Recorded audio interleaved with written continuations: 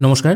School service কমিশনের পক্ষ থেকে একটি নোটিশ জারি করা হয়েছে, যেখানে গ্রুপ সি, ক্লার্ক এবং গ্রুপ ডি পোস্টের জন্য যে পরীক্ষা হওয়ার কথা ছিল তার ফাইনাল ডেট কিন্তু ঘোষণা করে দেওয়া হলো।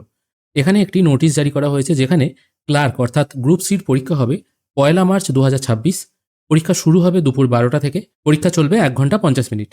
গ্রুপ ডি পরীক্ষা হবে ঠিক তার এক সপ্তাহ পর, 8ই মার্চ। পরীক্ষা শুরু হবে দুপুর 12টা থেকে এবং পরীক্ষা চলবে 1 ঘন্টা 20 মিনিট। অবশ্য 1 তারিখ এবং 8 তারিখ দুটি দিনই কিন্তু রবিবার। যারা ভিজুয়ালি হ্যান্ডিক্যাপ ক্যান্ডিডেট আছে তাদের জন্য কিন্তু 30 মিনিট অতিরিক্ত টাইম দেওয়া হবে। গ্রুপ সিতে শূন্যপদের সংখ্যা 2989টি। আবেদন করেছেন 8 লাখ পরীক্ষার্থী।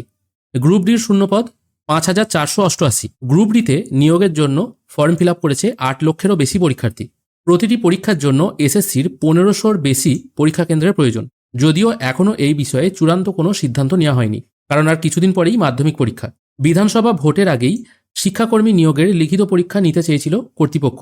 নবান্নকে এই বিষয়ে প্রস্তাব দেয় স্কুল শিক্ষা দপ্তর। বিধানসভা নির্বাচনের আগে নিয়োগ প্রক্রিয়া সম্পূর্ণ না হলেও লিখিত পরীক্ষা সম্পূর্ণ হবে, তা এই বিজ্ঞপ্তিতে স্পষ্ট করা হলো। মাধ্যমিক ও উচ্চ মাধ্যমিক পরীক্ষা শেষ হলেই school service commission group C ও গ্রুপ ডি নিয়োগের লিখিত পরীক্ষা নিতে চেয়ে নবান্নের কাছে অনুমোদন চাওয়া হয়েছিল। স্কুল সার্ভিস কমিশনের তরফে 1 মার্চ এবং 15ই মার্চ এই দুটি পরীক্ষা নেওয়ার বিষয়ে প্রস্তাব পাঠানো হয়েছিল।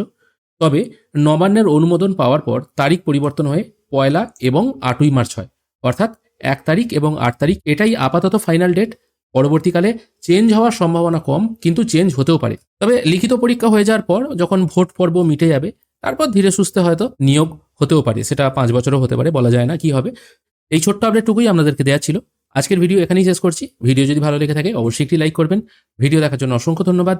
ভালো থাকবেন।